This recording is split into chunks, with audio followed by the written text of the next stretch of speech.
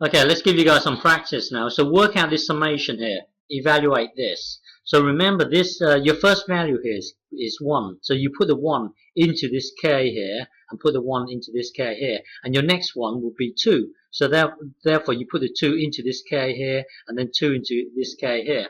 And then add everything up. Okay, so what you've got here is really one block multiplying with another block here. Okay, and then each step of the y increases by 1. So this here would be your first value here, and this here would be your last value. Well, anyway, evaluate this. Okay, so press pause and have a go.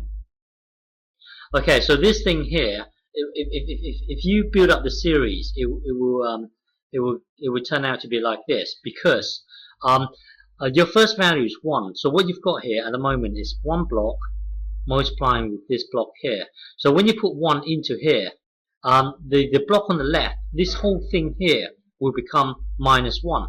And then this, when you put this into here, it's really 1 over on this side. So combine this times this would give you minus 1. Okay, so that's your first term. Your second term, put the your second term. Remember, you've got to increase this by 1. So your second term will be 2. Now put the 2 into here. Well, when you put the 2 into here, negative 1 squared will be a positive 1. And then when you put the 2 into this k here, it will be 2. So here you've got 1 times 2. So your second term will be this. Okay? And then repeat the process. Hang on. Repeat the process. Now k would be 3. Okay, so put this into this k here, then that will give you, then this whole thing here would be negative 1, and then put the k into this k here, then that will then be 3, get this times this, that will give you negative 3, hence the negative 3 here. Okay, so that would give you negative 3, oops, hang on. That will give you negative 3, and then your next term would be a 4. So where that? So hang on. So at the moment you've got one block multiplying with this block here. Your next term would be a 4. So put a 4 into this k here. So that will give you a positive 1. Okay, and then put a 4 into here. That will give you a 4. So now positive 1 times 4. That will give you a positive 4. And then the last term. So the last term would be hang on. So the last term would be, well, at the moment you've got this thing here multiplying with this thing here. Put the 5. The last term is a 5. So put the 5 into here. This whole thing here would be negative 1. Put the 5 into here. This thing here would be a 5.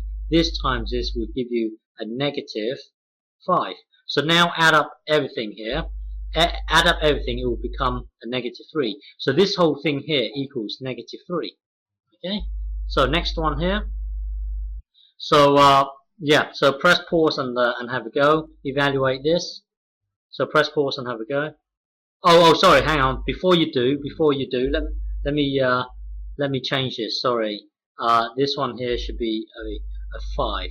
Okay, now I'm making it simpler. So there. Now press pause and have a go. Sorry. Okay, so this thing here is, hang on, this thing here is this thing here. But when you evaluate this, it will give you this series here. It will give you this series here because, hang on, put a 3 into here.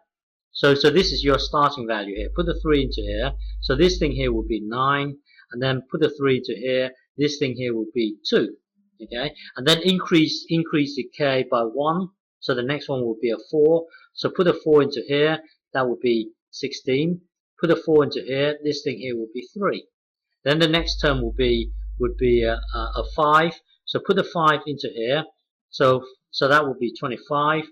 Put a 5 into here. This thing here will be 4. So this whole thing here really boils down to this thing here. Okay, and then add everything together. So get all the denominators to be the same, and then blah blah. It equals this. Okay, so this whole thing here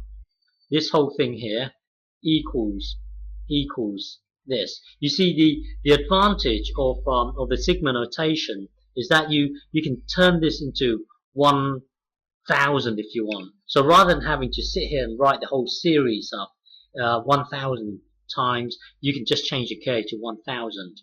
Okay, that's the advantage of the sigma notation. Okay.